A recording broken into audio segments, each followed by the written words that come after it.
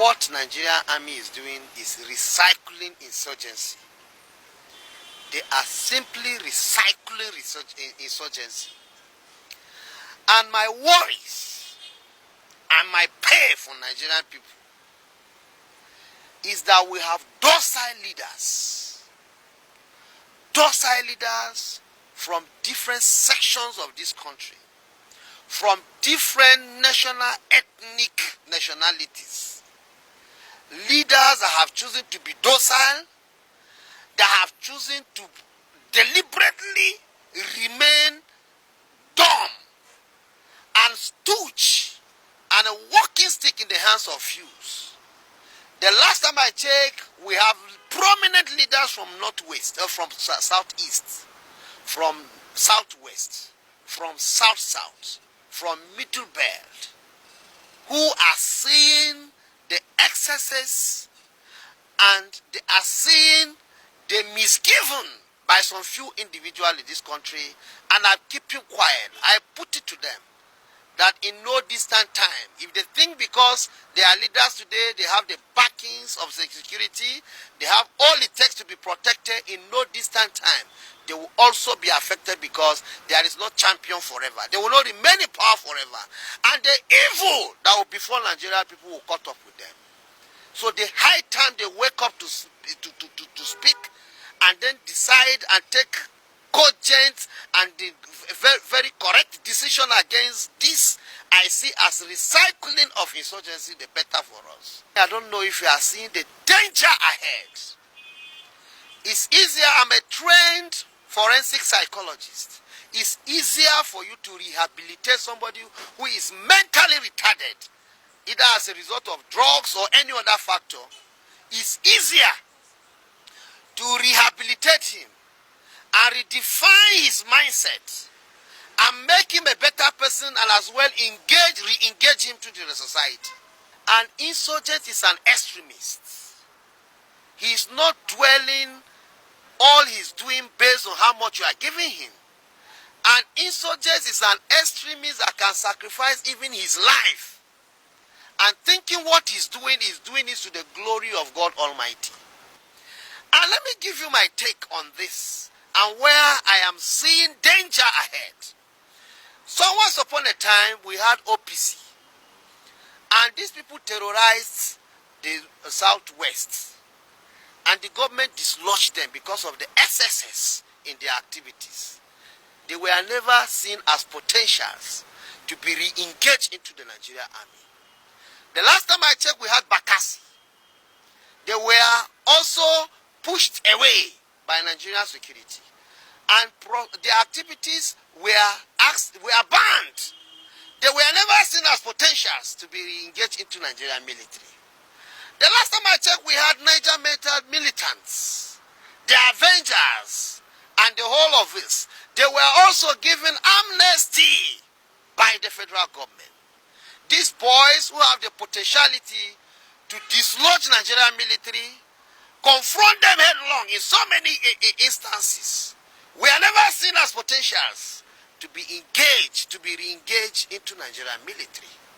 The recent one is the IPOP that were dislodged and even proscribed by Nigerian government. I am aware most of them are still in detention. This group of persons have never been seen as potentials that will be rehabilitated and be engaged into Nigerian military. But here you have a terrorists, people who have seen Nigerian military to be their number one enemies, people who have come out headlong to confront Nigerian military, killing them and other innocent people. They will just go and say they have surrendered, and then the next thing, Nigeria will still spend the taxpayers' money instead of prosecuting them according to the act of terrorism and probably hang them to death. Take them off the face of this country because they are terrorizing the people of Nigeria. Nigerian government will go aside the huge sum of money is spending on security because of this Boko Haram. Will go and again spend more money rehabilitating them, and the worst of it engage them into Nigerian military. If you are not seeing the danger I'm seeing, if our leaders, those side leaders I call them, from ethnic nationality, are not seeing the danger that will befall us in the near future, I am putting it to them. Some of us have sacrificed our life to say and put on the table nothing but the truth and to help the near future. I see myself as a leader in near future, and I will not be leading a country that will be in total chaos. America, as powerful as they are, I've never heard when they will arrest ISIS and then think they will now re-engage ISIS into American military. It's not done.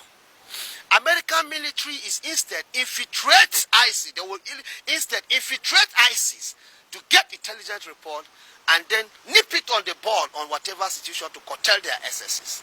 But in the case of Nigeria, you are now seeing Boko Haram infiltrating the Nigerian military. And that is to tell you the danger that is lying ahead. In the next 10, 20 years, mind you, we will have more than thousands of Boko Haram into our Nigerian military. Recycling insurgency, that is what I called it. And what it means, we have vibrant, able, committed youths of Nigerians. I give an example with FCT. The last recruitment list I saw from Nigerian military, nobody, no indigenous of FCT was enlisted in the list I saw. We have so many youths who want to join Nigerian army, but the opportunity is not being given. But here is an insurgency giving automatic ticket to join Nigerian military. What is wrong in after sensitizing, rehabilitating them, engage them into what we call civilian JTF? What is so important that you make them officers of Nigerian military?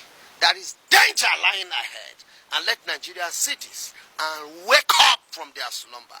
And our docile leaders of ethnic nationality wake up and speak when it's time.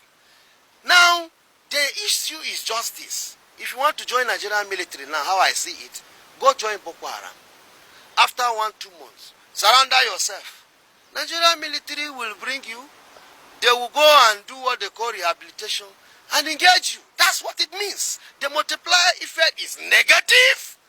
It's very, very, very dangerous going ahead.